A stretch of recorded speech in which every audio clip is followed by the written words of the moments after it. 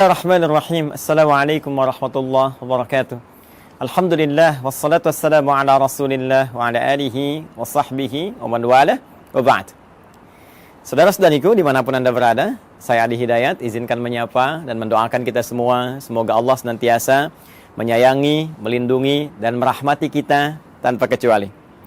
Alhamdulillah, dari sekian kita belajar dan mengamati situasi dinamika yang terjadi dalam konteks kehidupan kita, bahkan dalam skala global, menghadirkan banyak hikmah, banyak pesan-pesan, dan juga pendalaman-pendalaman dan perluasan wawasan keilmuan kita. Di antara itu, ada sebagian kawan juga yang bahkan banyak bertanya, banyak meminta terkait kejadian yang berlangsung di Palestina, yang sering kita uraikan, kita bahas, untuk mendalami kembali genealogi, ya, atau asal keturunan dari umat Yahudi. Edisi kali ini kita akan coba belajar bagaimana Al-Quran, hadis-hadis Nabawi Sallallahu Alaihi Wasallam memberikan informasi yang valid kepada kita tentang keturunan dari umat Yahudi, perilaku-perilakunya, dan juga diksi-diksi Al-Quran yang sangat indah, yang bahkan mengajak seluruh manusia, terkhusus juga dari kalangan umat Yahudi, untuk kembali pada jalur-jalur kebenaran dan menampilkan realitas yang terjadi sepanjang zaman. Seperti apa uraiannya? Ini yang coba kita akan kaji di kesempatan mulia ini, insya Allah. Baik, untuk menemukan jawaban tadi, kita harus menggali dulu secara genealogi, garis keturunan, baik ke atas ataupun ke bawahnya, dari mana kemudian umat ini muncul, seperti apa perjalanannya, bagaimana karakteristiknya, dan seperti apa kita merespon dalam konteks kehidupan global ataupun konteks kehidupan kita, ya, secara individual dalam konteks berinteraksi di sosial kehidupan kita saat ini. Baik, saya akan mulai teman-teman sekalian dari Abul Anbiya dulu ya. Abul Anbiya, bapaknya para nabi. Ya, gelar ini diperoleh oleh Khalilullah yang sangat dekat dengan Allah Subhanahu wa taala, yaitu Nabi Ibrahim alaihi salam, ya. Nabi Ibrahim. Baik, saya tuliskan dulu seperti ini. Ya kan? Nabi Ibrahim alaihissalam. Baik, nanti ini ada jalur keturunan ke atas, teman-teman sekalian. Ya, ada jalur keturunan ke bawah sini. Nah, jalur keturunan ke atasnya kalau kita sambungkan misalnya kan. Nah, ini yang walaupun ada perdebatan kita tuliskan dulu ya, dari Azar, kemudian ke Teruh, kemudian ke Abir, ya, tuliskan begini Abir. Nah, ini Abir ini nanti ada yang mengaitkan juga dengan bahasa Ibrani yang saat Nabi Ibrahim tinggal di Padan Aram, ya, yang sekarang itu wilayah Irak, dulu dikenal dengan Babilonia. Nanti kita turunkan juga, ya. Kemudian bin Azar, bin Taruh, bin Abir, kemudian bin Kinan, bin Arfakhshad. Tuh, ini penting sampai ada alarm tuh di komplek. Arfakhshad. Bin Azar, bin Taruh, bin Abir, bin Kinan, bin Arfakhshad, bin Sam. Kemudian di sini Sam. Kemudian bin Nuh alaihissalam. Nuh alaihissalam. Ayo teman-teman sekalian ya. Jadi ini Nabi Ibrahim alaihissalam, ya, keturunan tentunya nanti akan ketemu dengan Nabi Nuh, dan Nabi Nuh pun akan tersambung kepada Nabi Adam alaihissalam. Tapi kalau kita bahas ke atas terlalu jauh nantinya ya. Jadi kita cukupkan sini dulu. Jadi Ibrahim alaihissalam bin Azar, bin Taruh, bin Abir, bin Kinan, bin Arfakhshad, bin Sam, bin Nuh alaihissalam. Ya. Dan Nabi Nuh alaihissalam ini nanti akan melahirkan generasi yang terus nanti berkembang, ya, menebar keturunannya, generasinya di muka bumi yang sekarang kita menjadi bagian dari keturunannya. Ya, terutama dari 3 keturunan beliau. Ya, ini Nabi Nuh alaihissalam kan dalam sejarah disebutkan setidaknya ada 4 kan ya. 4 dari anak keturunan, 1 Kan'an, ya. Nah, ini yang kemudian tenggelam dalam banjir besar karena beliau tidak mengikuti arahan ayahandanya, ya. Kemudian juga nanti ada Sam. Ini yang ke sini keturunan Nabi Ibrahim alaihissalam, nanti dari sini ya, tarik jalur ke atas. Dari Sam, kemudian ada Ham, kemudian ada yang keempat Yafith, ya, Yafith. Nah, ini teman-teman sekalian 3 ini nanti yang akan berkelanjutan mengikuti Nabi Nuh alaihissalam yang naik ke kapal besar itu, ya, kemudian melewati berbagai rintangan saat terjadi banjir besar, dan kemudian mendarat dan melahirkan keturunan dari sini sampai ke populasi manusia hingga saat ini. Ya, dari Sam ini nanti melahirkan diantaranya bangsa Arab, ya. Kalau mau kita rinci lagi, teman-teman sekalian, misalnya di sini nanti ada Asyur, ya, seperti ini. Yang nanti ada Assyria, yang ada Babil, yang Babilonia, nanti yang Fadan Arab. Kemudian nanti ada Aram, ya, ada Finit, ya, nanti satu garis nanti ke Ham, ini melahirkan Afrika. Kemudian juga nanti ada Kanaan, Kanaan, ini Palestina, ya, dan sekarang Palestina atau Filistin. Nah, ini yang Babilonia, yang Irak, ini yang Aram, ya, Aramaik ke wilayah Syria yang ke sebelah sana. Ini Asyur, Assyria, Finit nanti ke sebagian, nanti ketemunya dengan jalur Ham nih, yang di Afrika. Kemudian ada Kaldan. Nah, ini Irak kuno, teman-teman sekalian. Kemudian juga ada Ibrani. Ibrani ini nanti ada yang juga mengaitkan dengan bahasa Fadan Arab, ya, yang di Babilonia, yang menjadikan keturunan ini nanti berbahasa Ibrani. Lalu dari situ juga ada yang mengaitkan dengan Abir, yang jadi bahasanya Nabi Ibrahim alaihissalam ketika ada di Fadan Arab.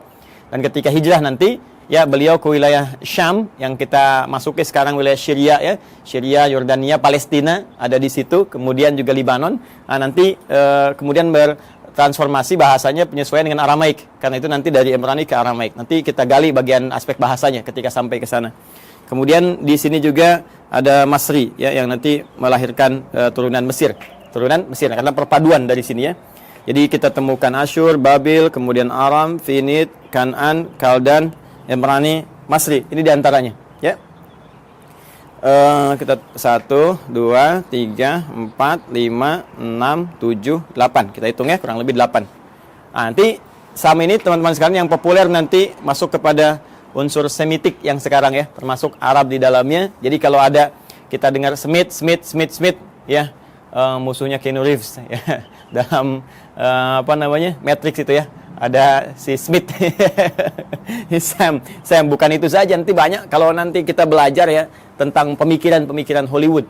Saya nggak berinteraksi dengan film-film dan sebagainya, tapi saya baca sejarah, ya. Nanti kalau kita baca dengan pemikiran itu, suatu saat kita akan belajar, dia akan temukan banyak sekali Sam, dan itu sangat menarik gitu, sangat menarik. Ya, kenapa temannya yang di Lord of the Ring itu kan yang mengiringi si Sam juga. Ditransforma namanya Sam juga. Nanti kadang-kadang ada Smith juga dan seterusnya. Nah, itu ada kaitan-kaitan nanti, ya. Kaitan-kaitan dengan pesan-pesan Semitik. Cuma Semitik itu nanti tidak akan dikhususkan kepada golongan Yahudi saja. Ya, Arab juga Semit. Ya, nanti ini turunan Semitik nih. Ngambung ke sana. Kanaan, Palestina juga Semit. Jadi kalau Anda anti Semit, ya anti Palestina juga. Jadi kalau misalnya Anda bully orang Palestina, atau bahkan Anda, mohon maaf sekali, ya, kemudian bombardir, atau bahkan kemudian Anda zalimi, aniaya, kriminalisasi, itu antisemit juga, ya. Termasuk ke orang Arab itu antisemit juga, ya. Jadi Semitik ini galinya ke sini nanti, ya. Ini nanti Ham lebih kepada ras Afrika, ya, dan turunannya nanti, ya, termasuk nanti ke Finit ini nyambung ke sini, dan ini Yafitik nanti melahirkan bangsa Eropa, dan nanti kita akan lihat turunan-turunan yang selanjutnya. Ini garis besar dulu, ya, teman-teman sekalian, untuk menunjukkan bagaimana dari garis genealogi Nabi Ibrahim ke atas, ya, alaihissalam, sampai nanti ke Adam alaihissalam. Saya izin ambil penghapus dulu, saya hapus dulu ini, ya, kemudian kita turunkan ke bawah. Jadi saya cukupkan sampai Nabi Nuh, Nabi Ibrahim ini nanti kita turunkan generasi ke bawah. Baik, bismillah. Kita akan coba turunkan sekarang jalur ke bawahnya. Kita hapus dulu ini supaya kita mengenal lebih jauh dan kita temukan nanti genealogi kapan Yahudi itu ketemu.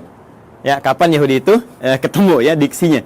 Karena nanti redaksi Al-Quran tegas menyampaikan, makana Ibrahimu Yahudiyya wala Nasraniyya walakin kana hanifan muslimah. Ya, tidaklah Nabi Ibrahim itu seorang Yahudi, seorang Nasrani, tapi beliau adalah seorang Muslim. Muslim yang taat, Muslim yang lurus, yang membawa garis risalah sampai dengan ke atas, ya, sampai dengan ke jalur Nabi Nuh alaihissalam.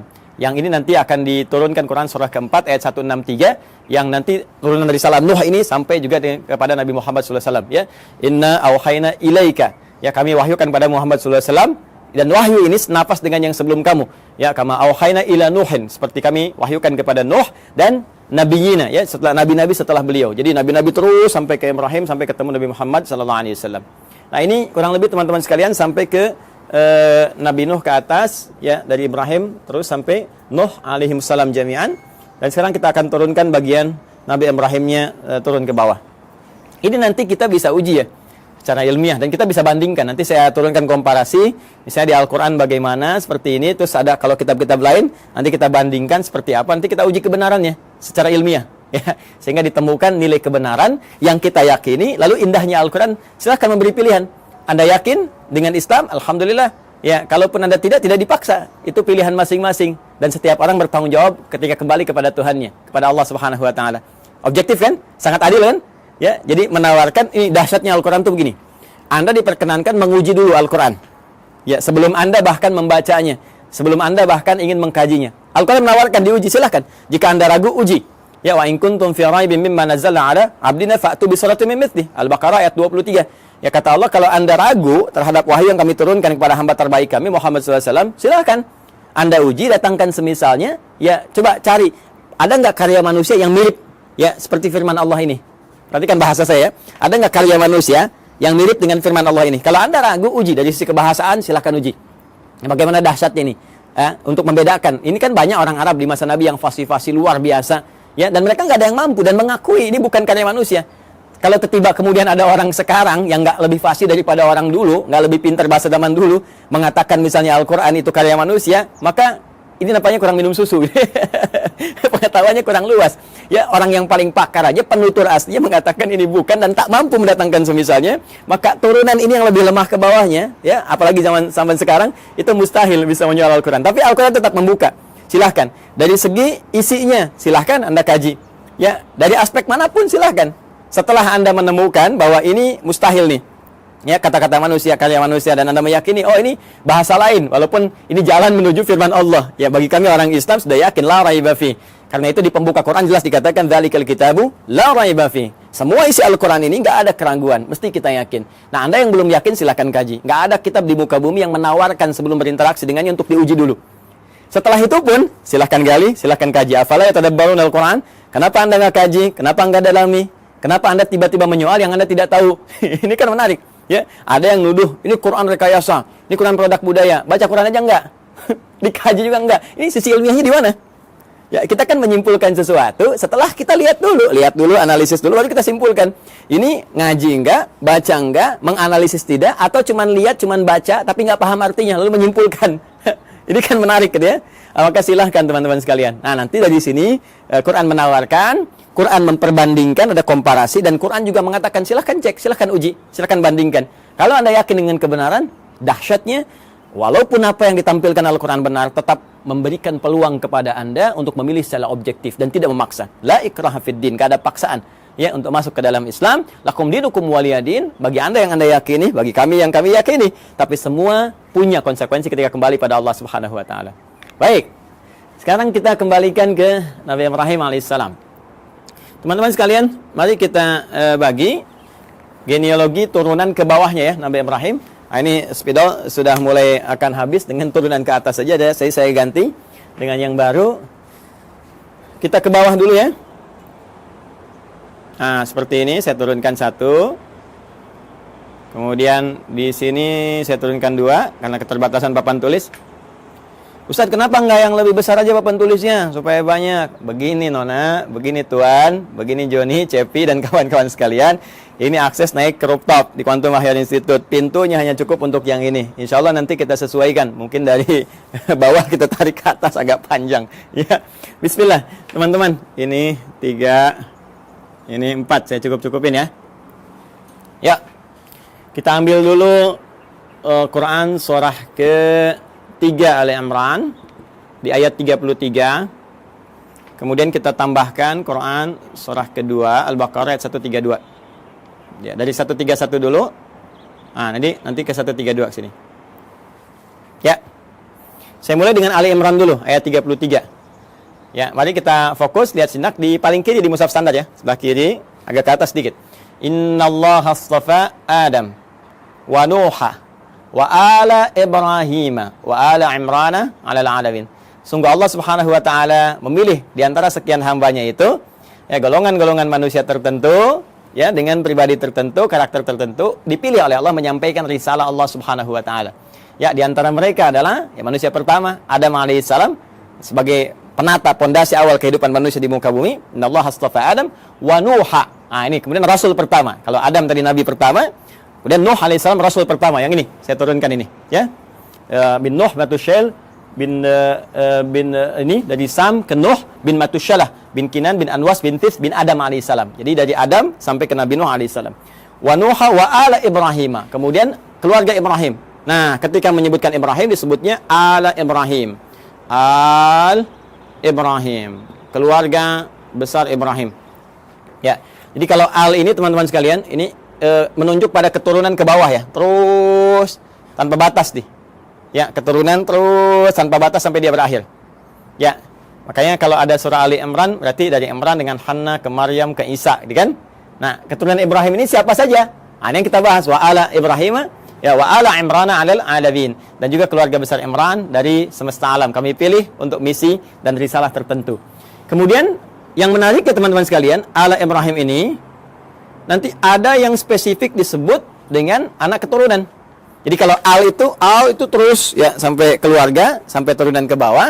Nanti dari turunan anak-anak ini, teman-teman, ya misalnya anak laki-laki atau ada anak perempuan, terus langsung turunannya ini secara langsung ya. Secara langsung generasi pertamanya ini, sampai dengan ke bawahnya nanti, itu bisa disebut secara genealoginya. Kalau ini kekeluargaannya, kalau ini genealogi turunan ke bawahnya itu disebut dengan bani namanya. Ya, jadi kalau satu laki-laki disebut ibnun, begini. Nah, kalau satu perempuan disebut ibnatun, begini. Karena ini hamzah wasol, kadang dibuang. Harakat jadi pindah ke sini. Kalau harakat dipindah, kemudian ujungnya wakaf mati, jadi bin istilahnya. Anak laki-laki. Ini dibuang, jadi bin, ini mati, jadi bintun, binti, anak perempuan. Ya, Isa bin Maryam, Isa anak laki-lakinya Maryam. Aisyah binti Abi Bakar radhiyallahu taala anhuma, ya, Sayyidah Aisyah binti Abi Bakar. Jadi anak perempuannya sahabat Abu Bakar. Ini kalau kita gabungkan keduanya, ya, terus ke bawah ini, apalagi kalau ditambah jadi bani namanya. Ya, bani. Ya kan? Anak keturunan, garis keturunan, genealogi yang ke bawahnya. Baik. Nah, sekarang kita sambungkan ke Quran surah 2 Al-Baqarah ayat 131. 131-nya mengatakan, "Idz qala lahu rabbuhu aslim, qala aslamtu lirabbil alamin." Ini dasar pertama. Ketika Rabbnya mengatakan ya kepada Nabi Ibrahim alaihissalam, Nabi Ibrahim punya Tuhan, ya Tuhannya Allah Subhanahu wa taala, difirmankan oleh Allah, "Aslim, tunduk patuh kamu kepada semua ketentuan Tuhan." Ya, jadi aslim itu kata perintah, fi'il amr. Ya, aslim tunduk patuh. Jadi orangnya disebut dengan muslim. Ya, bingkainya disebut dengan Islam. Jadi Islam itu bingkainya dari kata aslama yuslimu islaman. Ya, Islam itu ya disebut dengan bingkainya, frame-nya, ketika kita masuk ke dalamnya beriman, yakin kita masuk. Ya, begitu masuk namanya muslim kita. Keyakinan kita menjadikan kita mukmin. Mukmin itu keyakinannya, muslim itu orang yang masuk ke dalam bingkainya. Muslim. Ya, tunduk patuh. Jadi nama muslim Islam itu memberikan kesan bahwa kita mesti tunduk, mesti patuh dengan perintah Allah Subhanahu wa taala, jangan melanggar ketentuan, ikuti semua arahan-arahan, perintahnya, jauhi larangan. Itulah Islam. Jelas ya? Orangnya muslim. Maka kata Allah Subhanahu wa taala berfirman pada Nabi Ibrahim, "Aslim, kamu tunduk patuh pada perintah Tuhan." Ya, maka beliau katakan, "Aslamtu lirabbil alamin." Saya siap ya Allah. Sami'na wa ata'na. Ya, kita tunduk, kita patuh, kita taat, ya kan? Maka beliau katakan, "Aslamtu lirabbil alamin." Saya tunduk, saya patuh ya Allah kepada Rabb semesta alam, seluruhnya tanpa kecuali. Maka di sini Al-Qur'an mengatakan beliau hanifah muslimah, orang yang lurus, yang tegak, yang patuh, muslim. Ya, sifatnya disebut apa tadi? Islam. Ya, jadi di sini kalimat pertama ingin saya tegaskan bahwa risalah-risalah yang dibawa Nabi Ibrahim sampai ke Nabi Nuh, ya, sampai bahkan ke Nabi Adam alaihissalam, sampai turunan di ke bawah, tidak akan lepas dari misi yang sama, yaitu misi untuk tunduk patuh pada ketentuan Allah Subhanahu wa taala. Tunduk patuh pada ketentuan Tuhan. Ditugaskan tunduk patuh. Jadi nggak ada nabi yang berkhianat. Ya, nggak ada nabi yang melanggar.